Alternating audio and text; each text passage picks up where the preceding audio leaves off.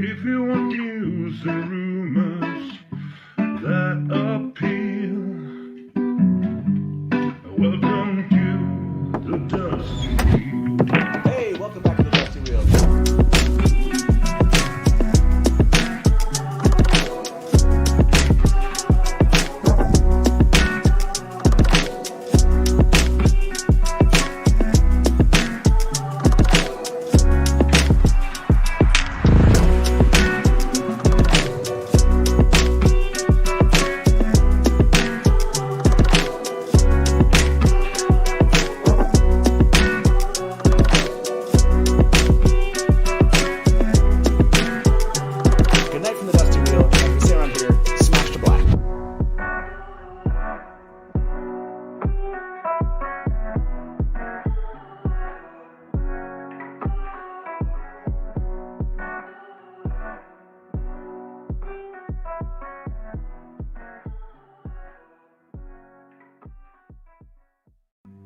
If you want news and rumors that appeal, welcome to the Dusty Wheel. Hey, welcome back to the Dusty Wheel.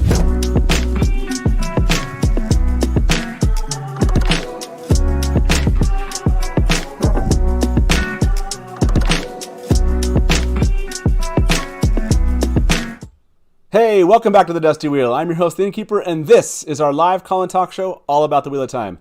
Now tonight, we're back with another Robert Jordan's Notes episode, all about Galad. His origin story in the notes, it's fantastic, and we'll get to that here shortly. But I want to remind you about a few things coming up. First of all, we have next Watt Wednesday. It's going to be a lot of fun. We have an episode all about the Aes Sedai. We're calling it Ajas, Ages, and Ruling the World. That's with Christopher Cottingham of Tor.com Rereaders, Shannon, the Amarillan of Tarvalon.net, and Aradiapedia, first chair of the Brown Aja of Watt Spoilers would be my guest. That's going to be a lot of fun. Make sure you show up next Watt Wednesday for that one. And then, we have a little bit of news that I wanted to remind everybody about. We threw out a little video yesterday. Big Watt news from Brandon Sanderson. He did an interview with DragonMount.com. It was actually 2 months ago. But there was some awesome little pieces of news all about the Wheel of Time from that. Over, I think, 11,000 of you have already watched this video. Thank you. That's really awesome. But if you have not seen this, go check this out. It's 7 highlights from that interview. It's a lot of fun. And then I also want to remind you that Barside Chats is a podcast that my friend Brian and I run, and we recently had Drew McCaffrey on talking all about circular time and the Wheel of Time, and a new episode will drop tomorrow. Plus, we have a special guest. Can't wait to announce this guest next Wednesday, so I'll tell you all about that next Wednesday. Be back here and learn about our guest for Barside Chats. And then, a couple more pieces of news. If you didn't see this, Watt on Prime had a lot of fun with us yesterday, wondering if we were going to have any news put out today. John from Watt Up, our friend, put out a video of himself dancing to a song parody, and then put out another video of him dancing again. And that did not produce any rain of Wheel of Time news for us, but Watt on Prime was having fun and let us know that the news they announced was coming would not be this Wednesday. Maybe it will be next Wednesday, so I'm sure we'll be watching for that. And then finally, 2 pieces of news came out of Watt series. They actually found a new audition tape out there that hints at a kind of augmented Logain storyline. Some changes perhaps that we don't see in the books. I don't want to say anything else about that if you don't want anything spoiled from the upcoming series, but if you do, please go check out Watt series. Put their links in the description of this video. You can learn about what suggestion here that was in this audition tape would be a change to Logain's storyline. It's an interesting one. I think it's worth checking out. And then plus, just today, we know that Amer Chadha Patel had been cast previously. We didn't know what role he had been cast for, and Taglieri sleuthed that one out. And so for those of you that are curious, Amer is playing Ingtar. Yes, we're getting Ingtar in the Wheel of Time on Amazon Prime TV series, which I think we all assumed, but we're excited for. So yeah, just an amazing round of news that happened this past week. So hopefully you enjoyed that. Like I said, check out those links after the show tonight. But that being said, you're not here for all that. You are here to learn and hear about Galad from my two wonderful guests. So let me bring them to the show. Welcome back, Terez and Linda. How you both doing? Cheers. Cheers, everyone. So, Galad. I know this was someone, I think it was Maddie from Twitter of Time, asked us for this during the fan questions episode that we did. Asked a question about Galad, and I think the three of us looked into that, and we were like, yeah, that's not going to, we're not going to be able to handle that in one episode. So thanks, Maddie, for asking us this question, because we're going to dive into Galad in Robert Jordan's notes, and there's a lot of material. So we may not get to calls if you're watching us. This is typically a live call-in talk show. We may not get to any calls today just because of how much material we have to cover. So just as a reminder, if you've never seen any of our Robert Jordan's Notes episode, Robert Jordan's Notes can be found at the College of Charleston Special Collections. I think it has papers from him from 1905 to 2012. I don't know why it covers that long of a period, but yeah, you can see his entire inventory if you visited the College of Charleston. And that's where these notes that we're going to be discussing are from. So why don't we just jump into it? Any comments before we do from the both of you? You ready for this? Okay, yes. Let's jump in. I want to remind everybody, there are obviously spoilers. I don't know, it's not like we're going to try to spoil us at the end of the book, but some of the things we're about to talk about at the very end will deal with actually future changes to Galad's storyline. So we will get to that, but at first, let's tackle this first section, and we're going to try to handle this a little bit differently for those that are watching. We're going to tell you a little bit about the file itself and give you some context of how Galad comes into the storyline from Robert Jordan here. So let's see this first one, Taylor. The first file we're going to cover is the Eye of the World Outline Expanded Version, Book 1, The Eye of the World, and this is the file outline. This is in Box 20, Folder 2. And this is the context. And let me read some of this and we can kind of discuss this. This is the context of the story that Robert Jordan was telling at the time. Here's some highlights about how the Eye of the World that we know did not begin, but how it was beginning. We have the two rivers not being a thing yet in Robert Jordan's notes. Tam actually dies in this version, and Moiraine is unable to heal him. Moiraine convinces all the men of a certain age from villages nearby that they should go to Tar-Valon to discover why this attack happened. Nynaeve and, as you can see, Egwene, but spelled a little bit different here, accompany them, and the party stays together. At every village they visit has been struck by misfortune, and they're often attacked by Trollocs.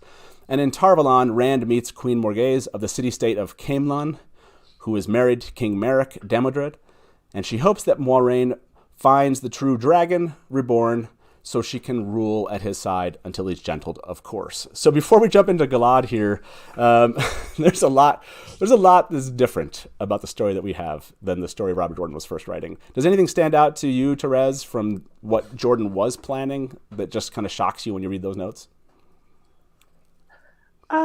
Nothing that really shocks me. I don't know. I guess it's been years, so maybe I just can't be shocked by it anymore.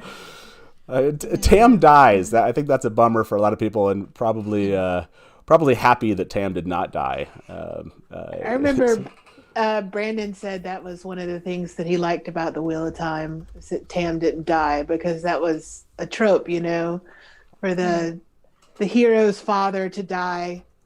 So he said he liked the fact that Tam actually survived. Yeah, that would have sucked. I think a lot of people are unhappy about that idea. So I'm glad that changed, or that change happened where Tam lived. Linda, anything that stands out to you about this kind of formation of the story before we get to Galad at this point?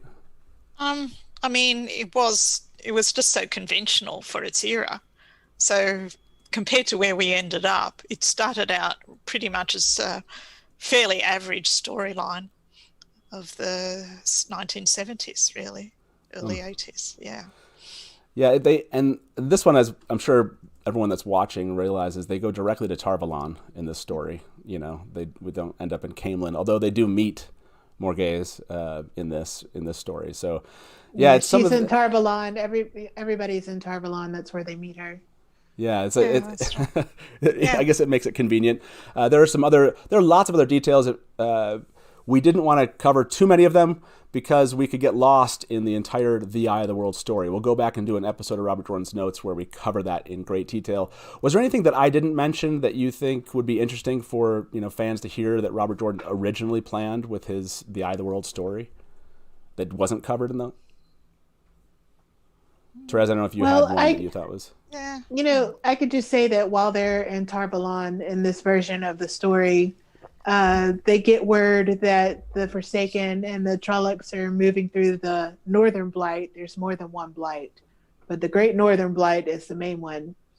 And they're threatening the Eye of the World. So they go rush to the Blight to protect the Eye of the World from this invading army. And that's how they end up there.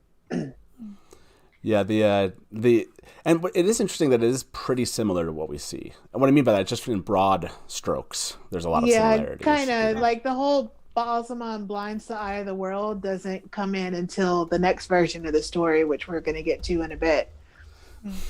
But one thing about like in the ending of this, like the way that Rand uses the power of the eye is Egwene gets raped by one of the Forsaken. And then he has to heal her, and he does it like in his sleep or something, or he thinks he's sleeping, and that's how he uses the power of the eye. And then Moiraine tells him he's the Dragon Reborn, like there on the spot. Yes, there's so much that I'm glad he changed. Yeah, in the next version of the story, Nynaeve is the one that gets raped. Yeah. So the things that don't make it out of his notes often are my favorite things that don't make it out of his notes. Yeah. Okay, so that is to say they do make it at this point with more than just, the three boys and Egwene and Nynaeve in this storyline. And they make it to Tarvalon, and now we get these two quotes. And this is where Galad first comes into the story, as far as we know. So here is the first quote that mentions him.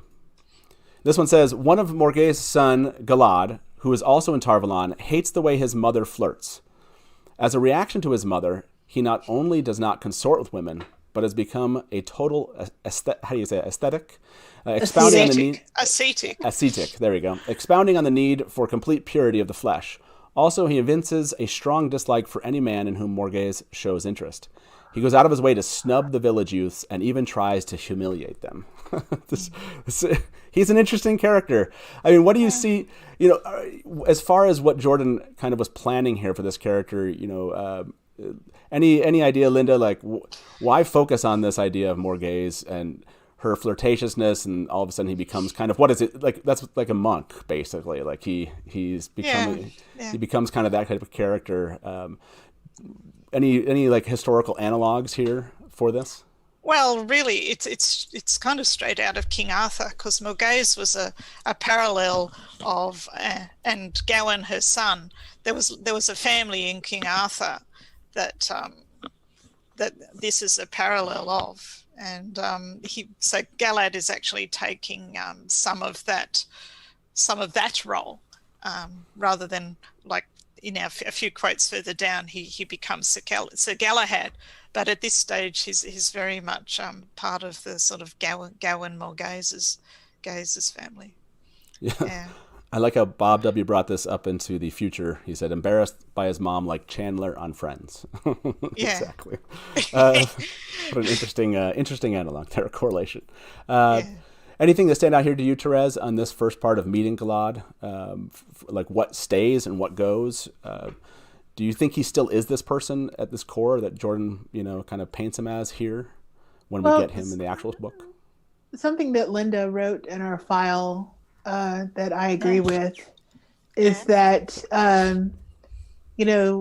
when he's first mentioned in the real story, Elaine hates him, and, it's just like this really visceral emotion that she has about him that seems to be more appropriate for this version of Galad than the one we actually got.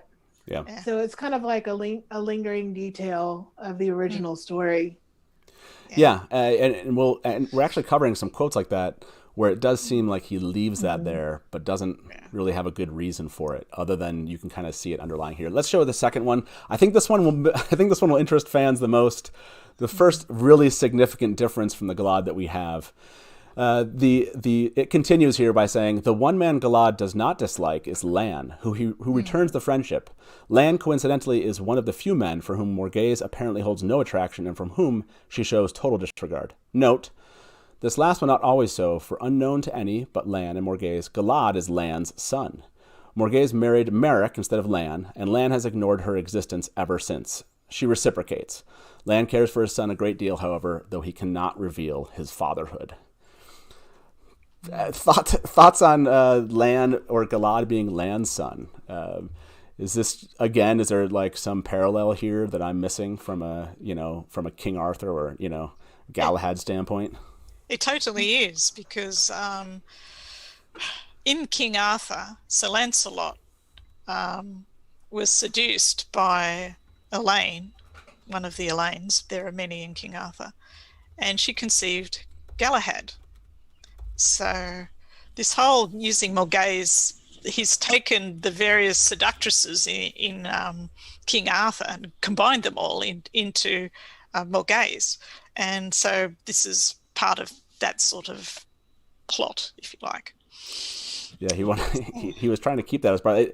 Yeah, so he at this stage he was definitely following King Arthur quite closely in Sir Lancelot fathering Sir Galahad out of wedlock on a woman who was using him. Do you feel like he flipped this a bit by almost suggesting that Elaine was Tom's daughter a bit with Morghese? In other words, we still get this kind of effect, but not with Galad, it's with Elaine. There's that, and there's also the fact that Rand carried on quite a bit about how closely was he related to Elaine. So, right. Yeah. So actually, yeah, it shifted sort of in a couple of different ways. Yeah. Yeah, it's like it's still there. It's yeah. The whole question of who's related to who and how closely. Yeah. Are you glad that this one didn't make it the cut, Terez? Or do you like this idea that Galad could have been Lan's son? I mean, I don't really have any feelings about it, I guess. Yeah. I don't know if it would have necessarily been bad, Yeah, I don't know how. Yeah, it's hard to know how we would have reacted to if that had been the storyline that he had picked. Mm-hmm. But yeah, there is something specific about that. He's not at this point. Galad is not. She's not Galad's stepmother. She's Galad's mother in this, right? She changes that relationship too later on. So but the Rand relationship is the same, if not in this file, then in the next one, because Rand's mother is Morghese's sister. So Rand is like still Galad's half brother. Gotcha. So he still kept that piece of it. Yeah. Yeah, that makes sense. or something. Yeah, not half brother. I guess there would be cousins. I'm sorry, I'm really tired. So yeah, if you're just joining us, the one big initial change that you might have missed about Galad is that Galad was Lan's son at some point, or at the earliest point that we can find when it comes to Robert Jordan's notes. And if you happen to be here watching us for the first time, or you're here live with us, please like the video so other fans will know to come and see us. That's just how YouTube's algorithms work. And also, if you're here for the first time, please subscribe. This is the kind of fun we've been having for the last 18 months. Just weekly live call-in talk shows all about the Wheel of Time, and this is especially one of my favorites. So I should point out that there are earlier versions of the story, but Galad isn't mentioned in them. Well, there's one in particular, the one where Rand is called Rhys, Rhys.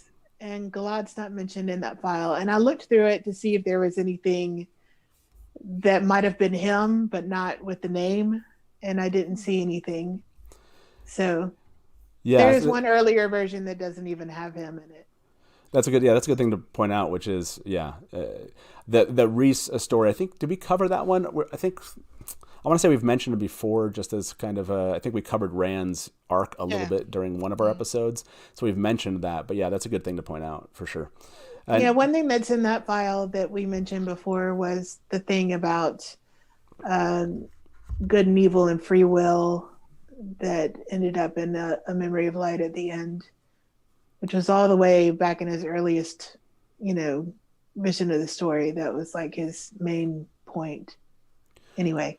Yeah, absolutely. Yeah, and for those of you that are watching, we are going to get to a memory of light. There are some changes we'll talk about at the very end. I know you'll stick around as we go through these, but yes, it'll pay off, I promise, because there's some things from a memory of light that have changed in the story over time. So now this next one we're going to show you actually is the same storyline, just with a couple of things that have been tweaked about Galad's storyline and everyone else's. So this is like, if you imagine the earliest mention of Galad, and then like this is kind of like the next one, the next iteration, if you will, that we have, that Jordan did of that beginning story and how it affects Galad. So show us that one, number 2, Taylor, here. This is from Eye of the World, Part 1, File Outline 1, and Book 1, The Eye of the World, Part 2, File Outline 2. This one is also in Box 20, Folder 2.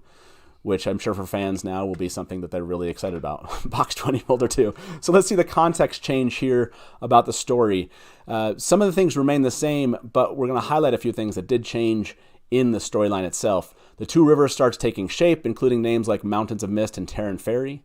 The pre-festival trip to Emond's Field takes shape in all the details, including the Fade.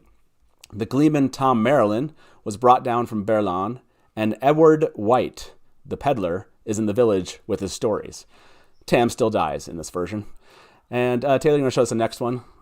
The party still goes to Tar-Valon, but includes an unspecified number of boys from only Emond's Field. Nynaeve goes with, in this case, Egwene follows them and joins in Terran. And this time the party does get split, and some are driven to the lands of the Ogier near Dragonwall, where Rand befriends Jock Vladad, a young Ogier, who joins their party.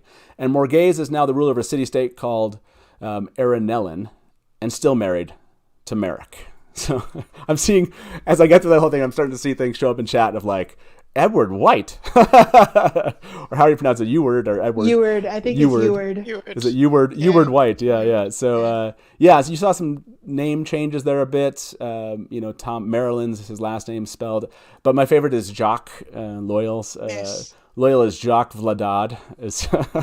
I have to admit I like the name Loyal better. That one's an interesting piece. Anything else to kind of cover there that you thought was interesting from a context shift standpoint, or just an iteration that Jordan was doing before we show them the quotes here?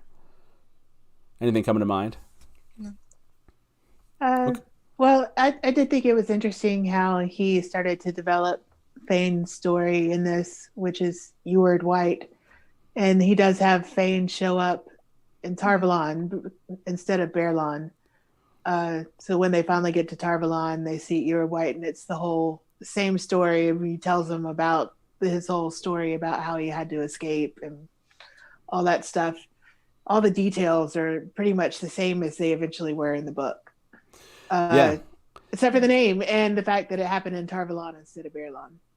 Yeah, and one of the things I noticed that we will cover in a future episode is he's starting to get this idea of Manetheren, but in a little bit different name, a little bit different story. But you can see that he's starting to build more of a history of what happened to the Two Rivers area before it was the Two Rivers. So you can start to see it. It had a totally different history. Like instead of dying with their backs to the Terran, like it says in the book, they all died at Round Top, which is he was calling the village north of Emond's Field, between Emond's Field and Terran Ferry. Yeah, which and it was like a fortified city, and that's where they died. And the king had a different name, and the country had a different name. And there wasn't any Moiraine Fireside story about it. Her Fireside story was instead about the Dragon Reborn, which didn't happen in the books. Like they didn't learn about the Dragon Reborn and how he was supposed to save mankind from her. They learned it from Tom, who would occasionally like tell him a prophecy. So yeah, that's it.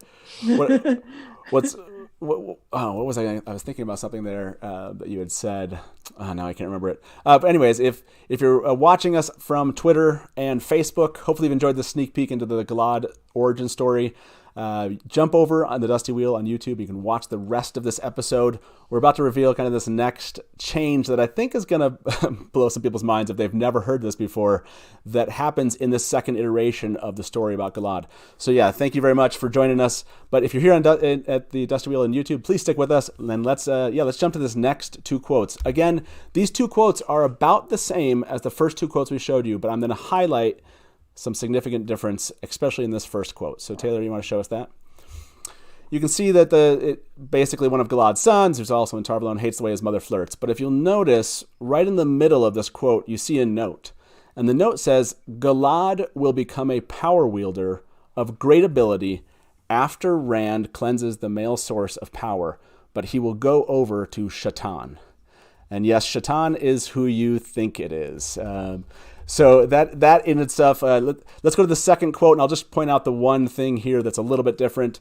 This is basically the same, except he's kind of given a little bit more flavor around Merrick, who was a powerful lord of his land, basically, and that Lan was already a warder, and that's why Morgase married Merrick instead. So there's a little bit more exposition there, but let's go back to this idea of Galad being a channeler, a very powerful one, and going over to the Dark One here. Let me go to you, Terez, about him being a channeler.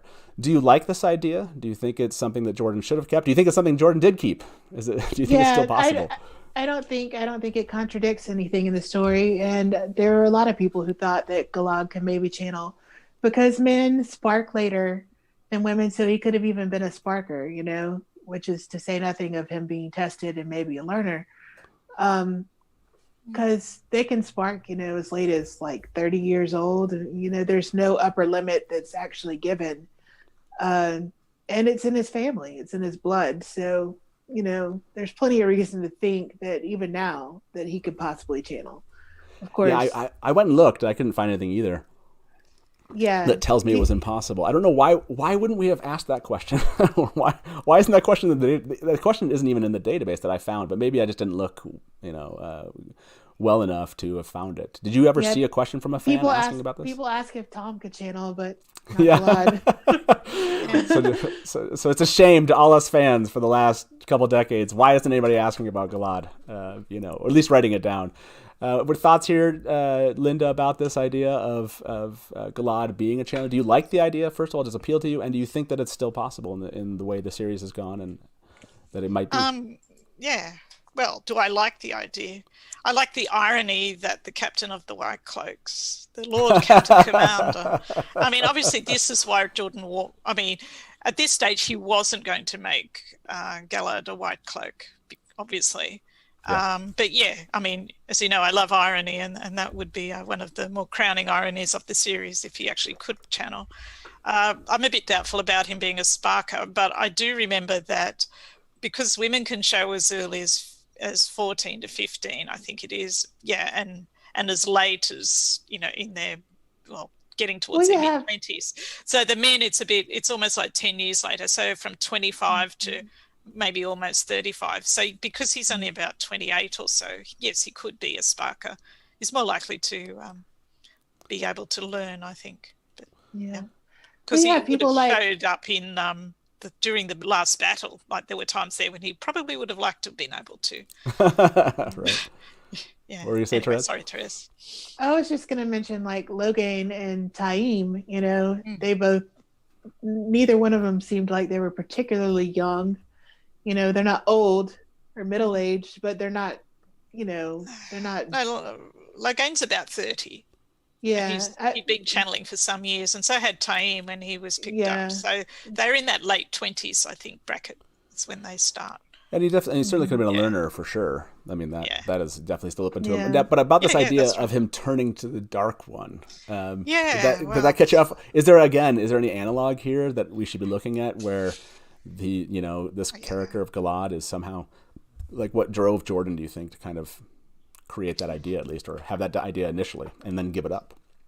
Okay, so he's doing sort of like a version of King Arthur, really, but he likes to put twists on things, and I think he was going to have his Mr. Perfect go over to the dark side, if you like. So because there was a big deal in the Arthur about how perfect Sir Galahad was.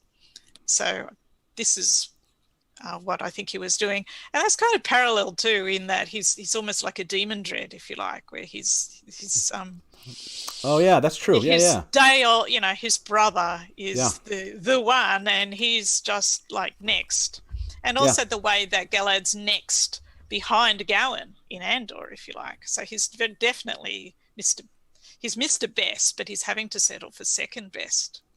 I like that idea that maybe he was thinking about doing that. So to me, he's like, and when I do get to write about Galad, I'm going to bring in that idea that he was sort of a demon dreadish figure at first, and then later became much nicer.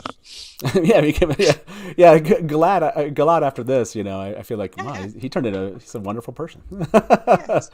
I think RJ's problem was that he wasn't incredibly good at writing evil characters that were more than two-dimensional, so once he started to get some depth into Galad, he probably just didn't feel like he could make him a dark friend. And all the dark friends that we do have, they all have really silly motivations that don't make a whole lot of sense, So it's really hard for him to make convincing dark friends out of the major characters. That's interesting. Yeah, that's an interesting point. Well, I just think in my opinion, plot twist was that he was going to be a nasty character, and in fact, has turned out to be much nicer than we all imagined. So yeah, that's a huge plot twist. Flipped it the other way. I'm curious for those that are in chat right now. Before we move on from here, and there actually is this next quote we'll talk about. It does give a reason. Jordan gives a reason why he's going to tell us that Galad goes over to the Dark One. But I'm curious to go back to this first idea with chat. Do you like the idea of Galad being Lan's son? So if you do like this idea, thumbs up in chat. If you don't like the idea, thumbs down.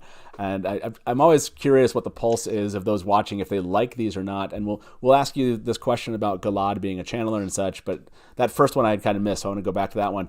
Now, while people are answering that question, I do want to jump and give this kind of context about why or how Jordan comes to this idea, which I don't think it's a great idea of why Galad turns. But either way, let's go to this third one, Taylor.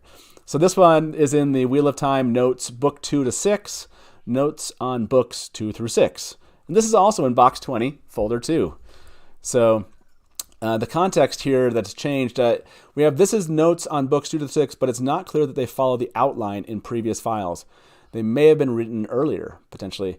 In previous outlines, it may be that after the events at the Eye of the World, Rand flees his fate, ends up shipwrecked on the coast of a blight, though Ellen, or Erenel, earlier names for Elaine, is not with him, and as she was in the Eye of the World outlines when he fled. The Aes Sedai are rulers of city-states in this land, like Pri-Adam, Shanchan was in canon, and he is captured and given to a woman and a general who is, if Taylor want to give us a second one here, who is the daughter, I believe this goes on to say that, of one of the Aes Sedai rulers. They fall in love, but Shatan is moving there too, and he reveals himself as a power wielder and has to flee. The woman lets him go, but her army takes Tyr for him later. And Rand spends some time with the Sea Folk, and then Rand's mother is Morghase's sister in this version. So he continues to iterate here. Terez, you made that note, I think, about not knowing when this file actually came to be. Does it seem like there's things that seem like they might have been earlier ideas than what it's mostly just how it matches up with the ending of the previous files that we just talked about, because in those files, after the whole Eye of the World incident, and Warren tells him he's the Dragon Reborn, he flees with the Elaine prototype, who was either named Elin or Arenel, which the latter became a river. Anyway, Yeah.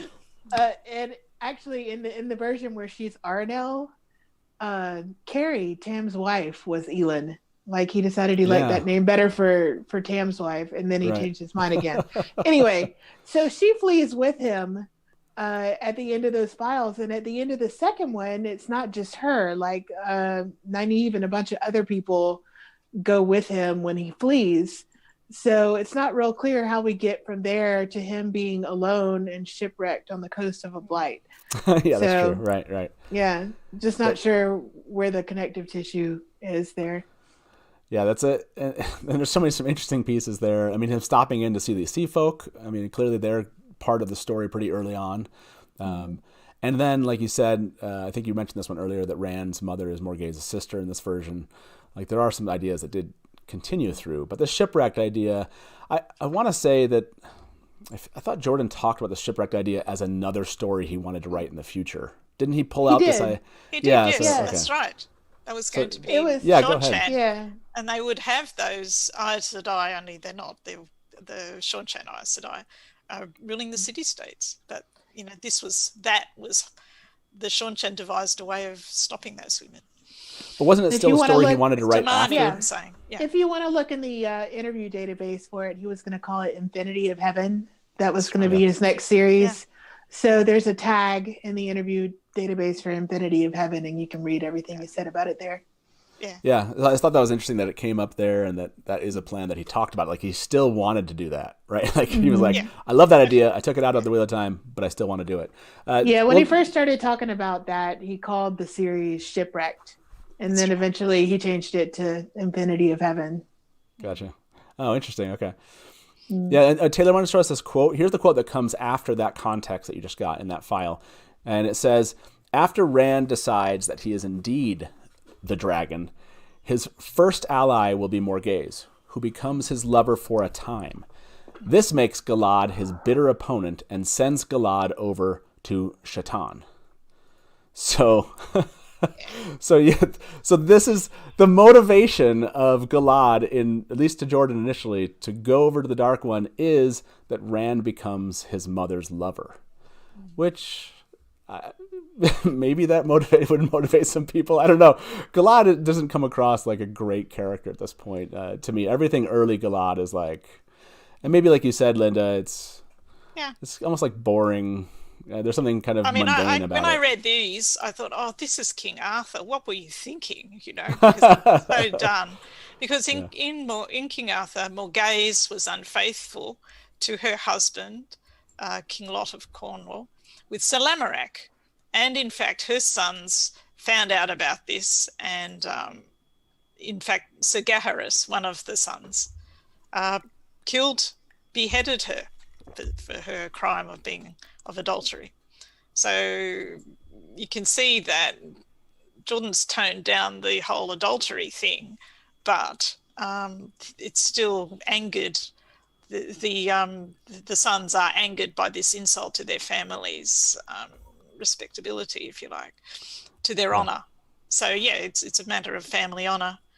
So which is very much an important thing in those sort of chivalrous times in medieval times. So he definitely steps away from that. The Two Rivers Badger just said boring like Game of Thrones. Kind of. I mean, it's to be honest, it's very out of date, so it wouldn't really gel with a whole lot of people. So any thoughts here before we move on from this one, Terez, that you want to mention? Because we're about to shift to basically more like the timeline that we're familiar with.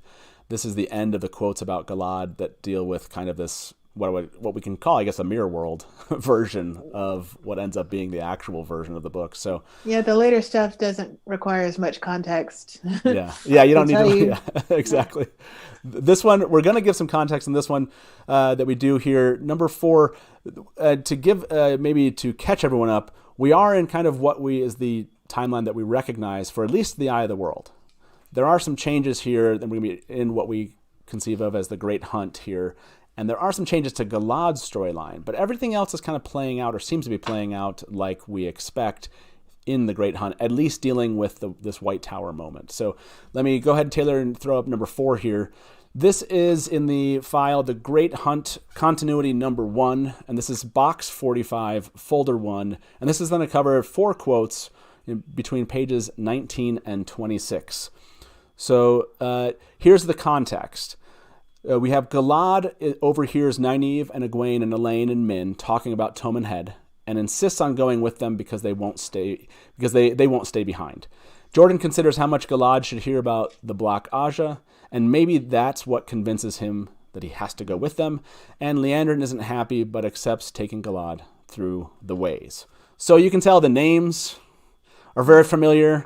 The idea of Liandrin and the ways and taking them to Tome and Head, or Falma eventually here, all makes sense. So let's go through this first quote. This is going to give some context about how Elaine at this point feels about her brother Galad. So I'll read this one. Elaine's feelings about Galad. She despises him. All her life she has seen him doing good, doing the right thing no matter who was hurt. It is his lack of compassion, his lack of give for human weakness that makes her sure he is a fraud in his goodness. She cannot trust him. And does that come across in the books? Do you think that's exactly what she feels like in the books about Galad that we have? Or is it still a little bit harsher than we have in the books? Maybe a little. Harsher. Yeah, but she does say to Tom, you remember what a monster he was. So True, yeah. She does, she's moody. So at times she thinks he's a monster and other times he's not that bad and her brother. So yeah, it's a bit up and down.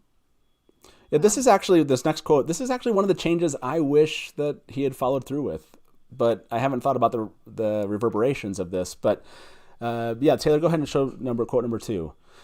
They traveled a ways safely despite Egwene and Nynaeve's extreme nervousness about Machin Shin. Is Leandrin surprised at their knowledge of the ways? ? And on Tommen Head, Leandrin turns them over to the invaders, but Galad, Nynaeve, and Min escape. Galad causes this escape. Note, Galad is alone, but Nynaeve and Elaine may be together. Nynaeve is angry enough to be able to channel, but she is foiled by the least channelers of the invaders. Does Leandrin take part in this? Some small confrontation between Leandrin and the invaders? And here's this next one. Let's jump to this next one. Also, number 3. You have, this is part of Balzamon's plan. He intends to draw Rand to Tommen Head and force him to fulfill one of the prophecies, namely proclaiming himself across the sky. Nynaeve and Egwene, imprisoned and endangered, are meant to be keys to forcing him to use the power. Foreshadowing in Dream, Not Dream, and Pale Land, when B speaks of what Rand, whom he calls Lutharen and Kinslayer, will do when he loves and cares for are in danger and enslaved. Galad takes up partisan activity. He has some contact with Bornhald, or at least with the White Cloaks. He intends to rescue the women, especially Egwene and Elaine, for he does not know that Elaine and Nynaeve also escaped. Thinks he failed them. Small Galad point of view for this? So I actually like this idea that that Galad ends up with them, that he ends up, breaking away from them during the escape, somehow ends up with like the White Cloaks, and maybe tries to use them because he's going to enact this rescue attempt, but he doesn't realize that, Nynaeve and Elaine are doing their own thing in this regard for Egwene. This actually flows for me. I like this. Terez, do you care either way what Jordan would have chosen this, or does this fall in line with what Galad or who Galad was and kind of give more reason why he should show up with the White Cloaks? Yeah, I think it's fine, like as far as bringing him into the White Cloaks, but I do kind of like the women going off on their own and doing their own thing without a man being around to, be Keep there, them whatever. safe. Yeah, 'cause we have enough of that.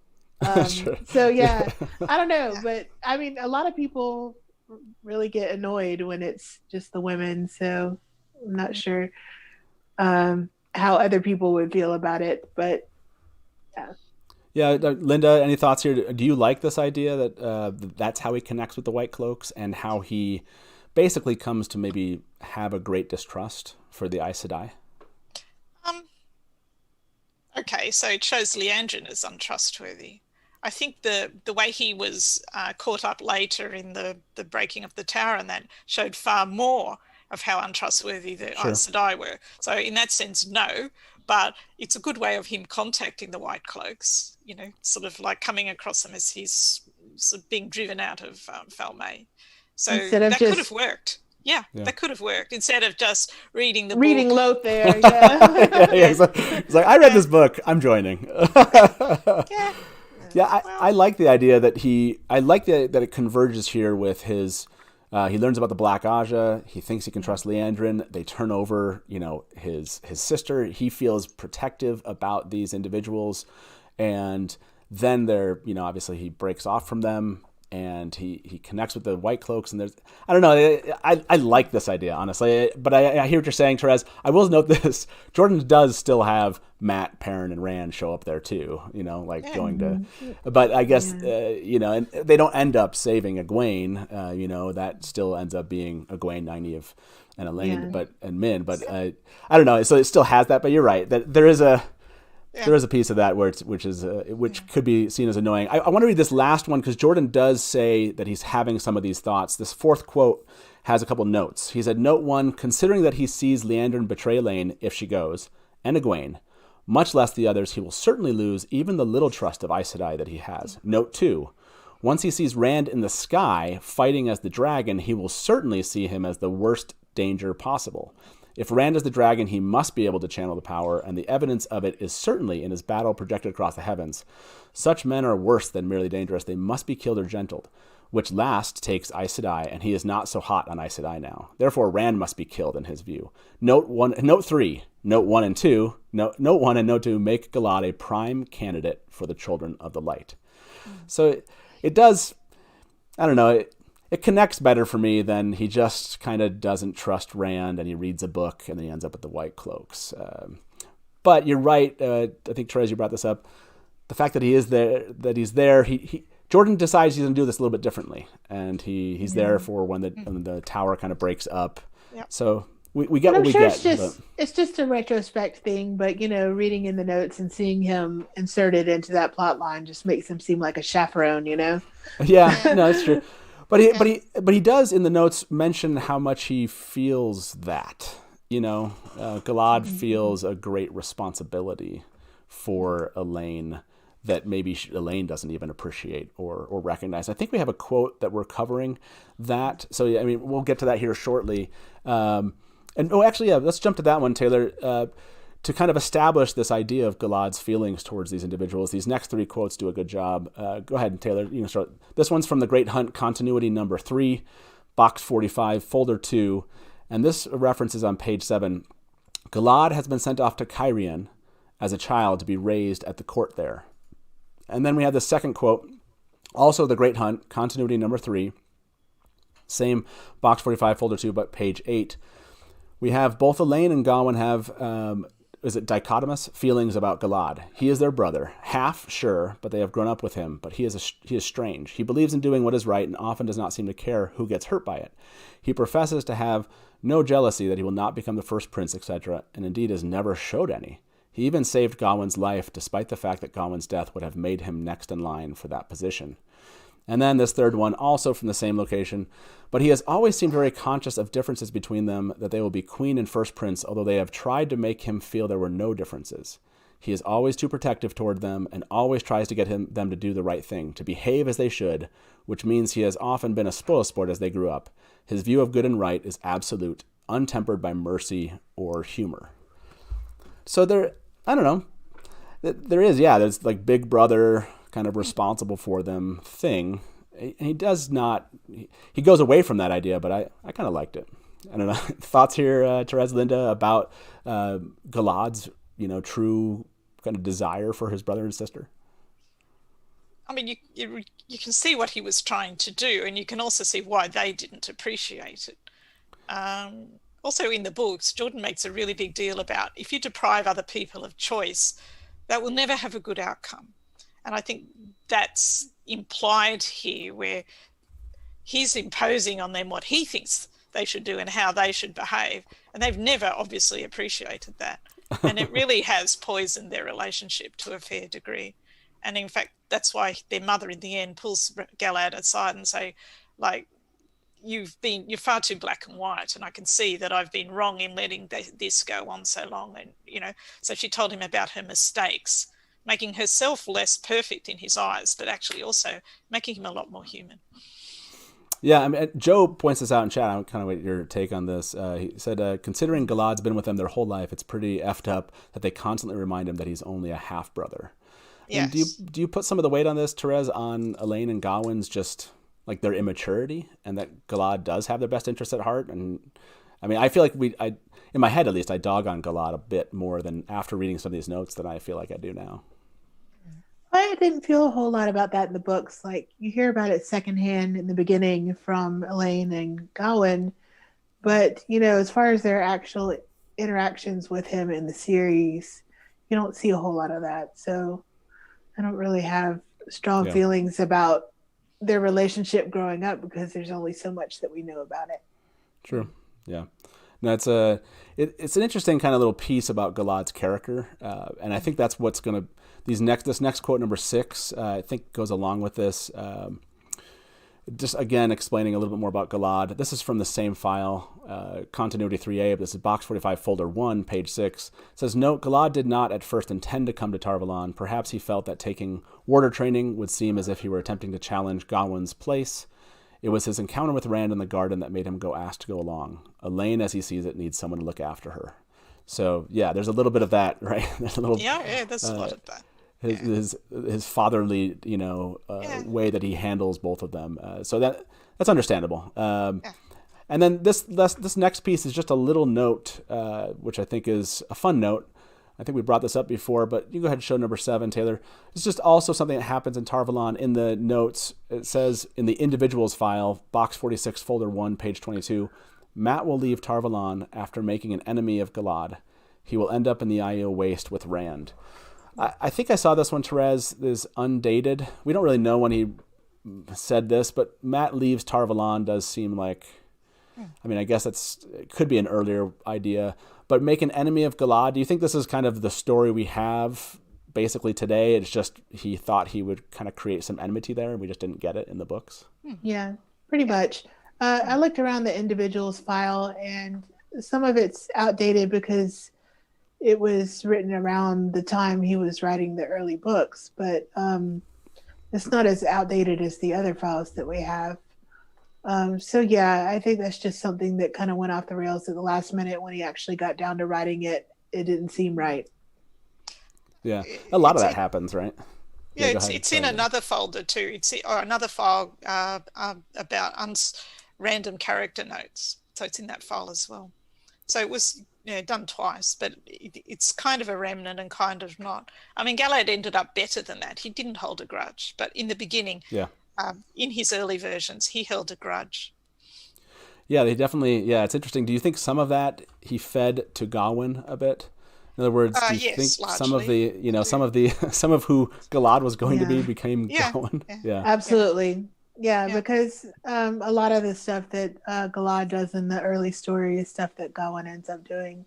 All the bitterness, the jealousy. Which is ironic because in King Arthur that also happened in the sense that he started out thinking that he'd give those events to Galad, and actually he gave them to Gawain, as did happen in King Arthur. So that's funny. Yeah, it is rather, but yeah. Yeah, so if you're still watching here with us, please remember to like the video, again, so other fans can find and watch this last portion of our discussion. And as a reminder, this is a live call-in talk show. If you'd like to call and ask us some questions about Galad, maybe something that you thought you hoped would come up that maybe hasn't, we'll try to weave in the conversation. You might wait a bit, but the number is 1-313-825-5968. That's 1-313-825-5968. You can give us a call, like I said, and we'll bring you in, and we might answer some of those questions here shortly. So just be on the lookout for that.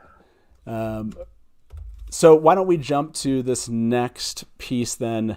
And this is, I want to bring this up. This is kind of one of the bigger changes, and these next 3 quotes deal with this change.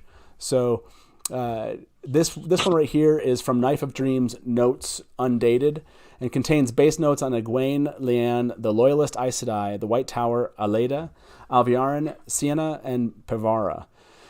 Now, this is Gawain's death. Galad is present. Galad promises to protect Egwene and child. ? Gawain either tells him that Rand is his half-brother or starts him on the way to knowing or confirms something learned earlier. This comes after Gawain has married Egwene and she is pregnant. So this one is a pretty big change from what was determined in the books. This idea of Egwene becoming pregnant, and which is a huge change from what we actually get in the books. And these next 2 quotes will cover them. But before we do that, just initial reactions. Did you think that we missed out on some opportunity here by not having this plot line with Galad and Egwene and Gawain? Maybe Linda or Terez. Do you feel like this was a missed opportunity for a plot line that should have happened, or do you think this is a smart idea that he took this out?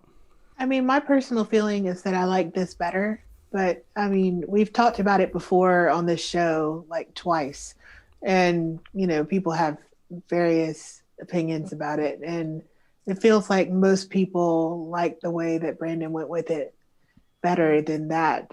My personal preference would have been for that ending, but that's just an opinion. Yeah. Go ahead. The mother being an actual mother or going to be a mother. Yeah. Yeah. Yeah, I'm trying to think. It's hard. It's one of those things. It's hard to know if he had written it separately, if I would have enjoyed that. I like Egwene's ending that Brandon came up with, or seems to have come up with. Has Brandon told much about whether or not that was something that was... I guess, technically this file that we have will answer this question. So why don't we do this next quote? But go ahead. Yeah, do the next one and then we can talk about it. So this, do you want to give us, Terez, do you want to give some context for the Memory of Light outline that I'm about to mention? Do you want to just explain what people are about to... We're about to read a portion of it, but you want to explain to people what it is? This is basically, I think Alan wrote the outline based on Robert Jordan's notes and also based on discussions that they had already had. I think about how to organize the plot of the last book, which was just one book at that time rather than 3. And I was told that file wasn't supposed to be in the library. So for a long time, we just didn't talk about it. But then when me and Linda went back to the library, it was still there. So it's public, I can't change that, so now we can talk about it. Yeah, the file's public. We're actually, for those of you that are curious, we're thinking about doing an episode talking specifically about that outline and kind of breaking down that outline with you all. Like Terez said, it's public, it's there. So yeah, expect that might be one of our next 2 episodes here. So be on the lookout for that. But without further ado, let's read to you what is in the Memory of Light outline. Taylor, go ahead and put this is obviously Memory of Light outline, box 44, folder 2, and this comes from pages 1 to 2 and 7. Main body, not necessarily in order. Egwene and Gawain. Number 5, Egwene becomes pregnant. Then K is the last battle. Then you have number 12, Egwene is nearly killed and is saved by Aegonin. And then number 13, Gawain is mortally wounded and is dying, tells Galad about Rand being his half-brother. Handwritten note by Demandred, Lan then kills Demandred. So there was, for the outline at least, that was put together, was the same idea of Egwene becoming pregnant and nearly killed, but then Galad, obviously, being someone who... I guess maybe it's the next quote that talks about Galad, but this idea that Galad would be the one to protect her, basically. Do you think that this idea was that Galad and Egwene would end up being married after this, or that he was just going to be a protectorate for this child? Like, maybe you got to show the quote about Bear Lane, though. Yeah, because I don't think they were for context. Yeah, so I can show that. Well, maybe they were, because Bear Lane can't channel, and if Galad could channel, then they're going to live a long time. So who knows, right? But yeah, show the Bear Lane quote. Well, do you want me to cover the foreshadowing one first before the Bear Lane? Or do you want me to do Bear Lane and then foreshadowing? Do Bear Lane first. Okay, we'll do Bear Lane first. Put that one first. Yeah, so let's do this next one. It's quote 11, Taylor. This one's from Notes on Galad, and the folder is it's an unknown folder. Galad's emotional connections to various women. He flirted with Nynaeve and believed himself in love with Egwene. But once he learns she has become not only Aes Sedai, but the rebel Amyrlin, the impossibility of it hits him. It may not be for quite some time that he sees Bear Lane. Maybe not until near the very end of it all. But that is when he is struck head over heels, and so is she. Yeah, we don't really have we don't have any timing information about this one, right? Well, I think it's Knife of Dream Notes or pre-Knife of Dreams notes, because he's talking about the events of the prologue where he fights Valda. And that was all spelled out. So it's probably pre-Knife of Dreams notes. Now, I don't know what folder that file is in, because it used to be in folder 58. 59, was it? Yeah. Yeah, 59, it's 59. labeled. Yeah, but then they changed all the numbers, and I don't know where it is now. now it's lost. It's not listed on the index, so it's probably just buried in one of those boxes somewhere, and I'll have to go back to Charleston to figure out which folder it's in. And I Okay. probably will do that because, I love you guys so much. There we go. They all feel the love. They all feel the love. Eventually.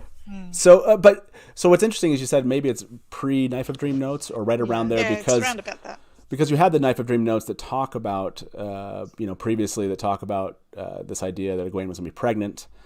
And then you have this foreshadowing. And so Terez found, I don't know, have you always known about this foreshadowing? I've forgotten about it. Yeah, Okay, Yeah. so Yeah, this is a I fun always- foreshadowing. Let's do it. Number 10, Taylor. And you can talk about this, Terez. This one was in the Dragon Reborn, Chapter 32, The First Ship, which is a funny statement. I think your suggestion is the right one, Captain. But don't stop with a few accepted, though. Ask a dozen Aes Sedai to come, or two. Think what the Stone of Tyr would be like with 24 Aes Sedai in it. Malia shuddered. I will send a man for my money chest, he said stiffly, and stalked out. Matt frowned at the closed door. I think I shouldn't have said that. I don't know why you might think that, Tom said dryly. Next, you could try telling the Lord Captain Commander of the White Cloaks he should marry the Amerlin seat. There you go. So, I mean, there's a hint there. I feel like you can go either way on this question of Well, what that's- Jordan was that's just intending. Just don't forget that Galad gave up on Egwene purely because she could become the Amerlin seat. So I gotta ask everybody in chat, as you're watching here, do you like this? Thumbs up if you like the idea of Galad ending up with Berlain, or thumbs down if you had preferred seeing Egwene live and Galad ending up with Egwene. So those are your two options. Those are the only two options you can choose from. Thumbs up with Galad and Berlain, and then thumbs down if you would have preferred Egwene living and Galad ending up with her. So while we talk about that, we do have an international caller. Let's bring that caller into the show. I don't want to make her wait too long. In fact, it is the person that requested we talk about Galad in the first place. So let's bring her to the Dusty Wheel. Hey, Maddie, how you doing? Welcome to the Dusty Wheel. Hi. It's How awesome. are you guys? Fantastic. How's your evening in Costa Rica going? It's great. I'm having a lot of fun. Thank you for doing this show. Yeah, absolutely. This has been a fun one to talk about. What's been your favorite change that you wish would have stayed, and which has been your least favorite that you're glad never made it to the books? Well, I'm glad that Galad turned out to be sort of a less petty person than he seemed to be in the original ideas. It seems like a lot of the pettiness ended up like being part of Gawain's story. That's something that's been talked about in chat today. Yeah. The split. That's what he did. Seemed like he did a lot of that. Yeah. As for what, like, I like the way that Egwene's story ended up because I think it's a very strong ending. But I have never made any secret of not liking Gawain, and if she had to be with someone, I kind of would have found it more interesting with him. With Galad. Yeah, sure. Well, did you have a question for Terez, Linda, and I? What was on your mind that made you call? Well, I wanted to say to Terez and Linda that I always enjoy when they're on because they have so much knowledge between them that it's really awesome to hear them. And I also wanted to say that I've always, you're welcome. I've always really liked Galad. I've found him really interesting. And I remember when I was first reading the book, when we find out that he went over to the White Cloaks, like, it's not necessarily that I thought it was out of character because it's not. It's just that I felt that there was like a whole big chunk of story that we never got. Like, he was in the White Tower and he sees Morghese as his mother, and then suddenly he joins the White Cloaks, and we don't really know why, except that they gave him a book and he met Imon Balda and they became like drinking buddies. So it never really made all that much sense to me. So it's like listening, hearing about all of these original ideas that Robert Jordan had, like, it seems like the progression was a lot more specified, right? Like the whole thing with the original idea for the Great Hunt, where he went with them, like, yes, maybe it was a better story the way it ended up for everyone else, but for Galad's story, it explains everything so much better. So it really, like, I really appreciate the way it sort of clears up his story. Like, even if it's not canon, it clears up what Robert Jordan was thinking. Yeah. Yeah. I agree. Yes, yes. I feel the same way about, So you know, the way Elaine felt about him, you know, this, all the original stuff about his story makes that make a whole lot more sense. Yeah, because the way that it is in the books, like I kind of feel like it's not a very good look for Elaine. Like, I agree. The book even says that, like, all the people, the ones that are for and against Morghese, they all have a good opinion of Galad. The only person that has a bad opinion of him is Elaine, and you end up thinking it's just kind of like a little bit of a bratty, much younger sister, resenting the fact that he's sort of older and more responsible. But yeah, but it's been really, really interesting. It is a little bit like that. I always pinned it, at least as I became an adult, I pinned it to Elaine as she's just young and, you know, doesn't like that she had someone older. And someone maybe that inherently she kind of admired a little bit, and she didn't understand how he could be that way. And so maybe there's something about that, like as far as, you know, but that makes sense to me from a sibling relationship standpoint. So, but it is nice to kind of get some idea into Jordan's mind and see where some of these things came from. Like you talked about, he was going to make him a White Cloak. He had this other pathway to get there. Mm-hmm. And the one thing he kept was, I still want him to be a White Cloak. Like I still want that to happen. Yeah. Sorry, go ahead, Linda. What were you going to say? The other thing that I really like is the idea that he can learn to channel, or that he has the spark. Like, I really like that idea. Yeah. Yeah, that's good. Linda, you were going to say something? It's just that this family is unusual in that the two youngest are actually of much higher status than the oldest. They're unequal, quite unequal. And it's not really until Galad actually becomes Lord Captain Commander that he then becomes their equals.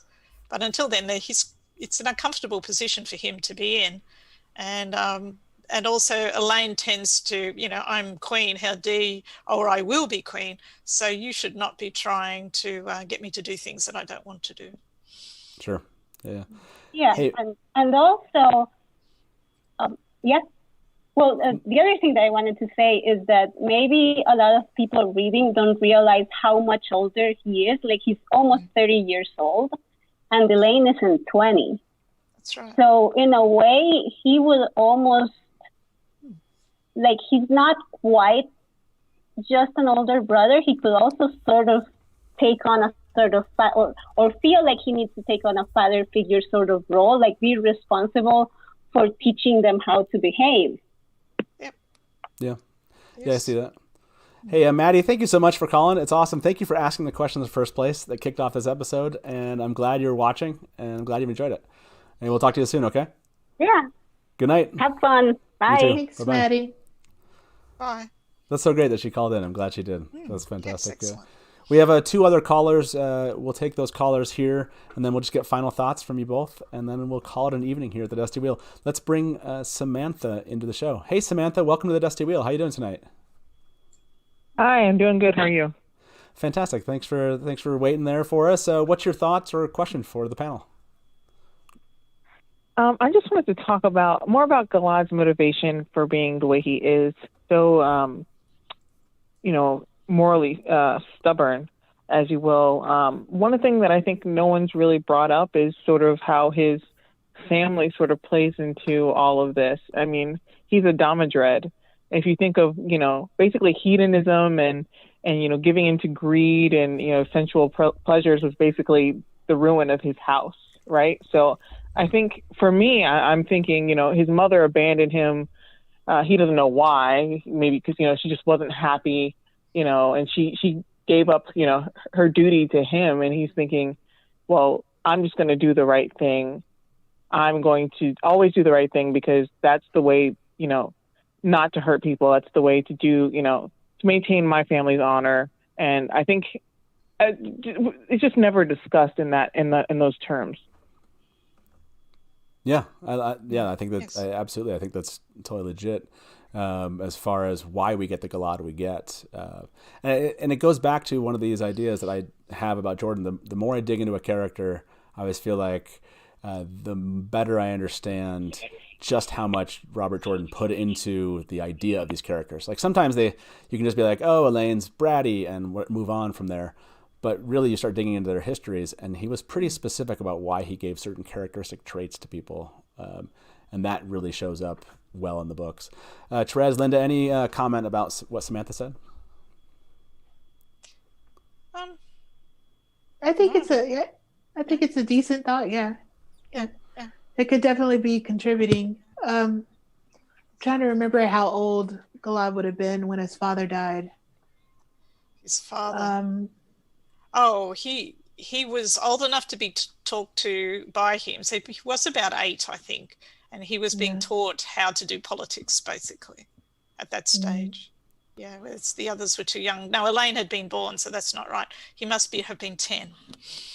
I don't remember if we discussed this, but in the file, one of the files, it said that he was raised in the court in Cairn. Yeah, that's right. I never got to talk too much about that, but I thought we it didn't. important. Right. Yeah, which that's didn't right. actually happen as far as we know it didn't happen. in the books. No, it didn't happen. But yeah. I was thinking maybe they could have sent him for like a year or something to live in Cairn. I don't know. Right. Well, that's right. Yeah. But it's funny because one of these things where he doesn't necessarily have them go do something, but he keeps the trait as though they had, and it still works. Like it still works, even though they didn't do that specific thing. Samantha, was there anything that you that question I asked our previous caller? Which of the changes that was your favorite that didn't end up in the books, and what was your least favorite you're glad did not end up in the books? That's really interesting. I wish that he had sort of taken out that basically Elaine's opinion of him, I think, is really unfounded the way it was written. Like you guys said, it just comes off as her being a little kid. I was thinking throughout the entire series that he was going to come out like a Shamael, because a Shamael was always, described as being, the dark friend who was very moral, this upstanding guy, and sort of turns to the dark side because of a logical argument, essentially. Yeah, that would have been a good thing to drop. I think it can be explained away, but I think it is a leftover for sure, like we discussed. Was there one you're glad did not show up? Is there one that you're favorite that you're just glad did not end up in the books? I don't love the idea of him being Morghese's son. Okay, gotcha. Yeah, that she's his stepmother, right? Yeah, that is a change. That was, certainly one change that he made on purpose. It's just cliche. Yeah. It's just cliche, boy is, threatened by his mother's desires. Yeah. Yeah, for sure. I think that whole section about Morghese, I'm glad that didn't end up the way that she felt about Rand and becoming Rand's lover. All that was, that would be mine. I'm glad that never happened. Hey, Samantha, thank you so much for waiting to call in and for calling in and sharing your opinion. And have a good evening, okay? You too. Okay, bye-bye. Okay, we have one caller. Let's bring our last caller to the show. Let's welcome Craig. Craig, welcome to the Dusty Wheel. Hi. Hi, Craig. How you doing? Hello. So what are your thoughts? What are your thoughts about what we've discussed about Galad so far?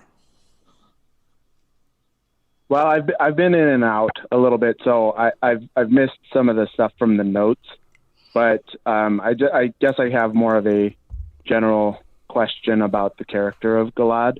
Sure. Because he presents as this sort of static character, and I think that's realistic in a sense. I think there's a lot of people that are very static. They never change their minds about things. He has this very moralistic view, but as the books progress, he becomes this more dynamic character that sees a larger picture. And while he has a hard time justifying certain things, I think he comes around to the side of the light, obviously, by the end of the series. And I'm just curious I'm just curious to know what you guys' thoughts are on him as this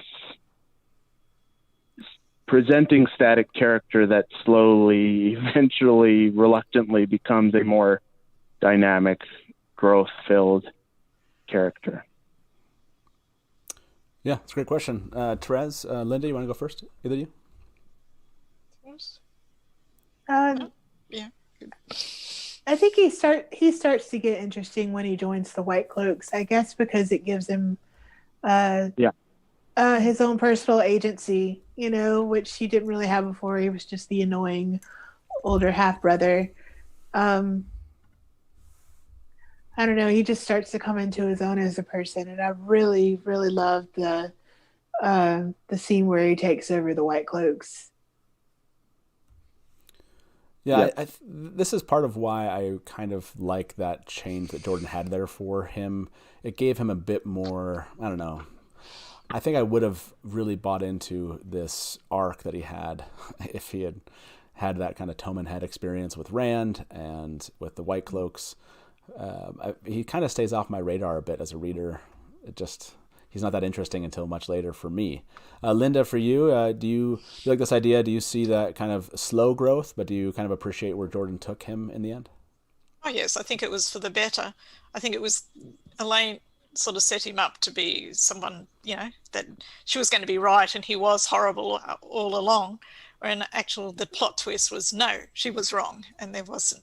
And because Morgay sort of re-educated Galad a bit, he was put in that quandary of there was no right answer about what Perrin did in Perrin's trial and so on. And It made him realise that there was, black and white wasn't that simple. It was great. I think the Perrin trial was a big deal for him. I wonder if some of the slowness is just that he took some of those ideas and put them into Gawain instead.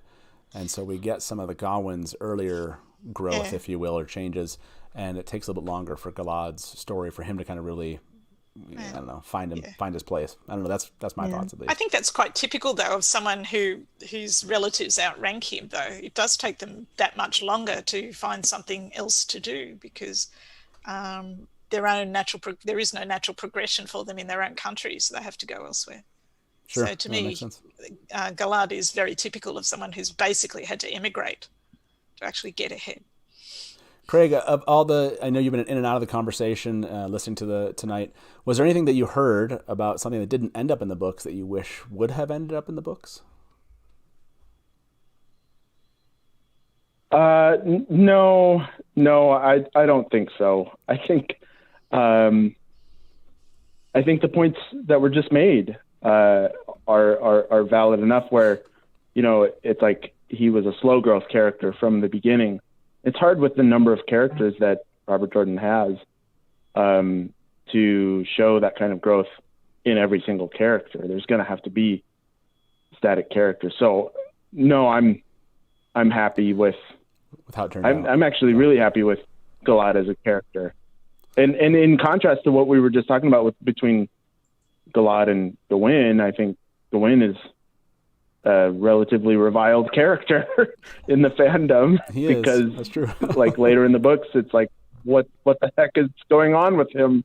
Nothing. And he's useless. And so I appreciate Galad for the ways in which he grows and nothing that I really heard. I mean, it was interesting to see where Robert Jordan's thoughts were, but I'm happy with the way he had Gawain's claim to fame gets to be that he was everything Robert Jordan decided not to give to Galad, which was everything fans hated about Galad. So good for Gawain. Hey, Craig, thank you so much for calling in, man, and thank you for holding on line for us, and we'll talk to you soon, okay? Good night. Thanks for having me. For sure. Bye. Bye-bye. So there it is. Thank you very much to our callers for calling in. Really great questions and comments. To you both, after we've covered all this stuff about Galad, is there one, Terez, one of these things that you wish would have, above them all, would have made it into the books but didn't? Well, I think I already said that I liked the idea that Egwene would live and Galad would be responsible for taking care of her and her baby. And I don't know if there was anything about Berlane, I don't think he said that they were going to get married. Like maybe she would have died in the last battle. Like who knows? I don't know. Yeah. I know a lot of people have asked about that. Honestly, in the notes, from what I understand, that's about it. That's all we get about Galad and Berlane. There's not this. I'm coming across as like a really hardcore Galad Egwene shipper here. You are. And it's okay. I'm really not. I'm not. I just like the idea of it. Sure. So that one's yours. How about you, Linda? Of all the ones we've talked about tonight, is there one that stands out of like this is somewhere you really wish that Brandon and Jordan would have taken the story and didn't? Well, I'm personally not a Galad Egwene shipper at all. Okay, so that's not yours. No. It would have required quite a bit of rearranging of a lot of foreshadowing for Berylane and the like too. So, it would have been messy, I think. No, I think I actually liked his storyline. I think it was done well. I wouldn't have got upset if he'd done sort of the Great Hunt and the Dragon Reborn differently and had Galad actually go off that soon. Yeah. But like Terez said, we've seen so many of the, women cannot wander around the countryside alone. There must be some dude with a sword. Right. I too am over that. So yeah. Sure. No, I hear that. This is the last. It was good. This is the last question for chat. I'm kind of curious. I didn't go back to this one. Thumbs up if you believe that Galad is or should be able to channel. And thumbs down if you believe that you'd prefer that he does not or is incapable of learning to channel. You like that idea. So I'm kind of curious if that one stuck with people watching us right now. And Oliver had a question in chat. Wanted to know if these are available to the public. As far as I know, you can go to the College of Charleston Special Collections and you can see the collection there. So if you want to take a trip, that's how. And it's in Addlestone Library. Yeah, so it's there if you can make it. People are starting to respond. I'm getting lots of thumbs up. People are with Terez on this one. Just a couple thumbs down, but a lot of people like that idea. I like the idea as kind of a really interesting fact. Like after everything that it comes up that he can learn to channel. Sure. That'd be a fun little twist to the beginning of the Fourth Age. So hopefully everyone has enjoyed this. Sorry, this was a full spoiler the entire time, so there's no fun moment for you who haven't read the books to not have something spoiled for you. But hopefully all of you that have enjoyed or showed up wanting to find out some interesting things about Galad did. Him being, to me, the most shocking of them all will still always be him being Lan's son. That one always just stands out to me. So. But we're kind of curious in the comments. If you watch this later on, let us know the answer to that question that we've asked all the callers, which is, which is your favorite change that you wish would have shown up, and which your least favorite you're glad did not. I'd love to see those in the comments after the show. And also, remember before you leave, please click like on the way out, and we'll be back here next Watt Wednesday talking about the Aes Sedai. Can't wait till that happens. And I think that's it. Thank you both, Terez and Linda. It's awesome seeing you again. Thank you. It was great. Love being back here. Thank you for having me. Absolutely. And we'll be back. I guess, maybe next time. We haven't decided exactly, but it might be, like I said, that a memory of light outline. That'd be a fun one to tackle with everybody. So, like I said, remember to download Barside Chats podcast. It's a lot of fun that I have with my friend Brian there. And as we say around here, good night from the Dusty Wheel and smash to black. Welcome to the Dusty Wheel. Hey, welcome back to the Dusty Wheel. You went right to kill it. Look at you. You're all ready. You're just done. I mean, this is like this is really well. And now I'm like, great, my turn. And if you don't like that, and you want to say, well, Robert Jordan could have made the two rivers all white. He could have, but he didn't. So, just complimented me on my dress, and as you can clearly see, I'm sad. I see Comey as something along the lines of a Shadar Haran analog. It does make sense why it outlasted the breaking. Yeah. See, this is why I have Terez in the show, because she's going to correct everything that. Hey everybody, welcome to the Dusty Wheel Show. What? Meme Off Challenge! Yay! Curved, like baby face, mounted on like a huge body. So like all of a sudden, it's not just like, a traditional fantasy, right? There are sci-fi And elements. just a for moment those that are ago, kind of interested. Rafe tweeted something. So let me get my guest in here with me. And Probably, I would say, put in 70, 80% of the work. I got to be over the shoulder and be like, no,